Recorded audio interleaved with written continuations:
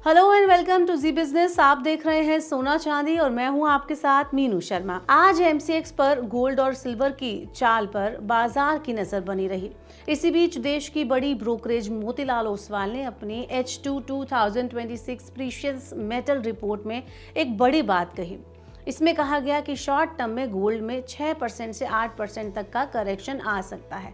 हालांकि ब्रोकरेज का मानना है कि सेंट्रल बैंक्स की बाइंग और ग्लोबल अनसर्टेनिटी के चलते जो लॉन्ग टर्म में गोल्ड है वो तो तेजी दिखाने वाला है। हो सकता है कि उसमें तेजी बरकरार रहे। ऐसे में बड़ा सवाल ये है कि क्या अभी खरीदारी का राइट टाइम है या फिर थोड़ा इंतजार करना चाहिए। इसी पर बात करने के लिए हमारे साथ मौजूद हैं commodity expert Anuj Gupta ji. Hello sir, welcome to Zee Business. Meenu ji नमस्कार, गोल्ड सिल्वर शो में बुलाने के लिए शुक्रिया।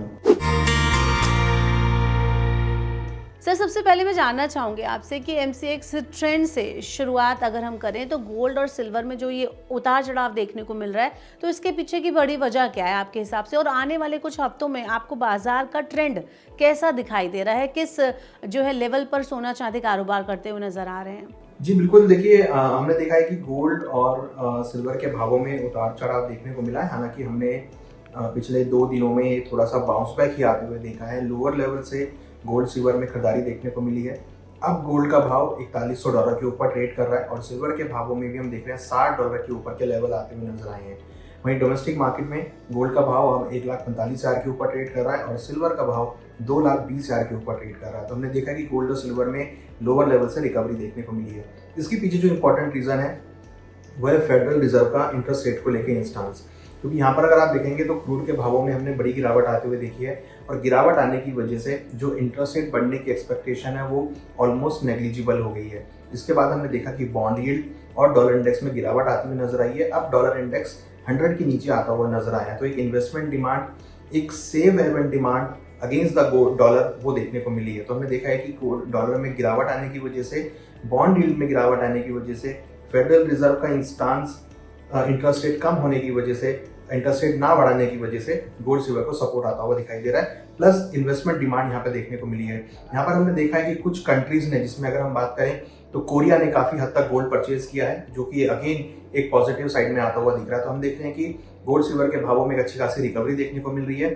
सेंट्रल बैंक से खरीदारी यहाँ पर कंटिन्यू होती हुई नजर आ रही है। जी सर, अगर रिपोर्ट की बात करें, हम मोतीलाल ओसवाल की बात करें, तो इसमें कहा गया है कि गोल्ड में 6% से 8% तक का करेक्शन आ सकता है शॉर्ट टर्म में, लेकिन लॉन्ग टर्म में जो आउटलुक है वो अभी भी बुलिश है। तो क्या आप इस आकलन से सहमत हैं? अगर हाँ, आपको भी यही लगता है कि अभी शॉर्ट टर्म में काफ़ी ज़्यादा उतार चढ़ाव दिखेगा और लॉन्ग टर्म में यहाँ पर काफ़ी मतलब अच्छा जो है कारोबार करता हुआ सोना नज़र आएगा, तो करेक्शन की सबसे बड़ी वजह आपके हिसाब से क्या हो सकती है?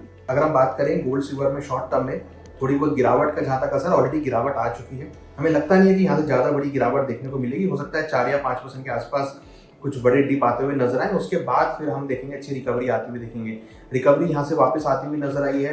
सेंट्रल बैंक से खरीदारी यहाँ पे सपोर्ट कर रही है और साथ में अगर हम देखें तो हमें लगता है कि ईयर एंडिंग में, जैसे कि हमने लास्ट टाइम भी डिस्कस किया था आपके साथ, कि दिवाली तक हमें गोल्ड का और सिल्वर का टारगेट पॉजिटिव लगता है। गोल्ड ऊपर में हमें लगता है कि 4500 से लेकर $4700 तक आ सकता है। सिल्वर में भी लग रहा है कि 70 से लेकर $75 तक के लेवल देखने को मिल सकते हैं। तो शॉर्ट टर्म में हो सकता है कि थोड़ा मिला जुला कारोबार आपको देखने को मिले, मगर लंबी अवधि में हमें लगता है कि गोल्ड और सिल्वर दोनों में ही अच्छे रनअप आपको देखने को मिलेंगे। हालांकि 2026 में शायद उतने रनअप देखने को ना मिले, बट 2027 में हमें लगता है कि एक अपसाइड मोमेंटम रहेगा, क्योंकि ऐसा माना जा रहा है कि 2027 में इंटरेस्ट रेट कट हो सकते हैं और अगर इंटरेस्ट रेट कट होंगे तो गोल्ड और सिल्वर को सपोर्ट मिलेगा। तो हमें लगता है कि आने वाले 6 महीने गोल्ड सिल्वर के लिए काफी क्रूशियल होंगे और ऐसे में कहीं ना कहीं आपको लोअर लेवल पे खरीदारी देखने को मिल सकती है। तो इस जो रिपोर्ट में अगर हम बात करें, सेंट्रल बैंक की लगातार बाइंग की बात कही गई है और इसके अलावा बढ़ता फिस्कल डेफिसिट और जियोपॉलिटिकल जो अनसर्टेनिटी है वो लॉन्ग टर्म में गोल्ड को सपोर्ट देंगे, ऐसा कहा गया है। तो क्या ये फैक्टर्स वाकई में अगले 12 से 15 महीनों में गोल्ड को नई ऊंचाइयों तक ले जा सकते हैं या फिर कुछ और भी फैक्टर्स हैं? देखिए बिल्कुल, सेंट्रल बैंक्स की जो खरीदारी है वो यहाँ पर हम देख रहे हैं। बैंक ऑफ कोरिया की तरफ से 13 साल के बाद गोल्ड में खरीदारी की गई है और कहीं ना कहीं ये इंडिकेट कर रहा है कि आगे चलकर अनसर्टेनिटी का माहौल होगा या इन्फ्लेशन के अगेंस्ट में खरीदारी देखने को मिल सकती है। तो जिस तरीके से सेंट्रल बैंक्स एक्यूमुलेट कर रहे हैं उससे लग रहा है कि आगे चलकर फिस्कल डेफिसिट या अगर हम बात करें अनसर्टेनिटी के अगेंस्ट में गोल्ड को हेज के तौर पे देखने को मिल सकता है। हमने पहले भी डिस्कस किया है कि गोल्ड एक पोर्टफोलियो डाइवर्सिफिकेशन का पार्ट है। गोल्ड एक हेज अगेंस्ट इन्फ्लेशन है, तो अगर आगे इन्फ्लेशन बढ़ता है तो गोल्ड में खरीदारी देखने को मिलेगी। और इसका एग्जांपल हम देख रहे हैं कि सेंट्रल बैंक्स अपने पोर्टफोलियो में गोल्ड को ऐड करते नजर आ रहे हैं, और ऐसे अगर सेंट्रल बैंक्स ऐड करेंगे तो डेफिनेटली रिटेल कस्टमर भी, जो निवेशक हैं, वो भी अपने पोर्टफोलियो में गोल्ड सिल्वर को ऐड करते हुए नजर आएंगे। तो हमने देखा है कि सेंट्रल बैंक्स की तरफ से गोल्ड की जमकर खरीदारी देखने को मिली है। हालांकि गोल्ड का हमने आउटफ्लो भी होता हुआ देखा है, मगर कहीं ना कहीं जो सेंट्रल बैंक की डिमांड है वो यहाँ पर गोल्ड को सपोर्ट कर रही है। आगे इन्फ्लेशन है, अनसर्टेनिटी है, उसके अगेंस्ट में gold as a safe haven asset के तौर पे देखने को मिल सकता है। ये तो हमने बात की अभी गोल्ड की। अगर हम सिल्वर की बात करें तो अभी इंडस्ट्रियल डिमांड लगातार बढ़ रही है। ईवी, सोलर और एआई इंफ्रास्ट्रक्चर जैसे सेक्टर्स में सिल्वर की खपत बढ़ रही है। तो क्या आने वाले टाइम में सिल्वर गोल्ड से बेटर परफॉर्म करेगा, अच्छा रिटर्न देता हुआ नजर आ रहा है? और इन्वेस्टर्स को दोनों के बीच एलोकेशन आपके हिसाब से कैसे करना चाहिए? जहाँ तक सिल्वर की बात है, सिल्वर देखिए इंडस्ट्रियल मेटल तो है ही, साथ साथ जो प्रीशियस मेटल है उसका भी पार्ट है। पर यहाँ पर अगर हम देखें तो सिल्वर अभी इंडस्ट्रियल यूसेज में काफ़ी देखने को मिल रहा है। हमने देखा है सोलर पैनल, ईवीज में, बैटरी में, मेडिकल इक्विपमेंट्स में सिल्वर की डिमांड बढ़ी है। अगर आप डेटा वाइज देखेंगे तो सिल्वर की डिमांड करीबन 15 से 20% सिल्वर की डिमांड इंक्रीज हुई है, जो कि कहीं ना कहीं इसके प्राइस को सपोर्ट में लाती हुई दिखाई दे रही है। और जैसे जैसे हम देख रहे हैं कि ईवीज का ट्रेंड चल रहा है, सोलर पैनल का ट्रेंड चल रहा है, तो उसमें सिल्वर काफ़ी हद तक यूज होती हुई नजर आ रही है। तो हमें लगता है कि सिल्वर इंडस्ट्रियल मेटल के तौर पे काफ़ी अट्रैक्टिव दिखती है, और लगता है कि आने वाले टाइम में सिल्वर के भावों में इंडस्ट्रियल डिमांड काफ़ी सपोर्ट कर सकती है। हालांकि सिल्वर जो है गोल्ड को भी ट्रैक करती है, क्योंकि प्रीशियस मेटल का पार्ट है। तो अगर गोल्ड के भाव ऊपर आते हैं तो सिल्वर के भावों को भी सपोर्ट आता हुआ नजर आएगा। तो हमें लगता है कि निवेशकों को गोल्ड और सिल्वर दोनों को ही अपने पोर्टफोलियो में एलोकेट करना चाहिए। अगर हम परसेंटेज वाइज बात करें तो हमें लगता है कि 20% ओवरऑल पोर्टफोलियो में गोल्ड सिल्वर का होना चाहिए, जिसमें 10% गोल्ड और 10% चांदी को पोर्टफोलियो में ऐड किया जा सकता है। तो सर एक चीज़ और है कि जो इन्वेस्टर हैं, जो सोने में, चांदी में निवेश करना चाहते हैं, जिन्होंने निवेश करना था लेकिन वो ये मौका चूक गए, तो आपके हिसाब से क्या सलाह रहेगी उनके लिए? क्या अभी करंट लेवल है वहाँ पर आपके हिसाब से बाइंग करनी गोल्ड में अच्छी रहेगी? गोल्ड ईटीएफ करें, सिल्वर ईटीएफ करें, फिजिकल गोल्ड लें? आपके हिसाब से कौन सा ऑप्शन जो है उनको बेहतर रहेगा?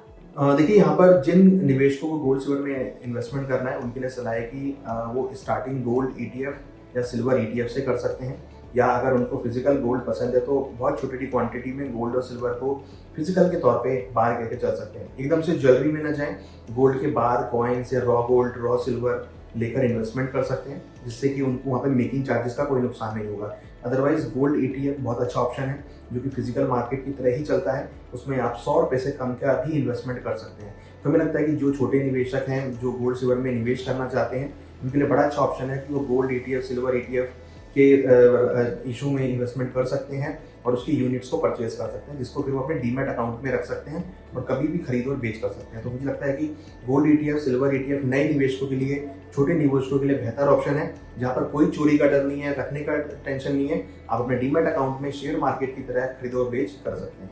जी, thank you so much sir, हमारे साथ जुड़ने के लिए और समय देने के लिए बहुत बहुत शुक्रिया। Thank you Mini ji, thank you very much, thank you very much. तो हमने अभी जाना, अनुज जी ने हमें बताया कि अभी क्या कुछ ट्रिगर्स हैं और मोतीलाल ओसवाल की रिपोर्ट क्या कहती है, लॉन्ग टर्म और शॉर्ट टर्म के इन्वेस्टर्स के लिए अभी क्या स्ट्रैटेजी रहनी चाहिए, सब कुछ हमने जाना। अगर आपके पास सोने और चांदी से जुड़ा हुआ कोई और सवाल है तो आप हमें कमेंट बॉक्स में पूछ सकते हैं। हम सोने चांदी के नेक्स्ट एपिसोड में आपके सवालों के जवाब हमारे एक्सपर्ट से जानने की कोशिश करेंगे। तो फिलहाल के लिए इतना ही। देखते रहिए जी बिजनेस।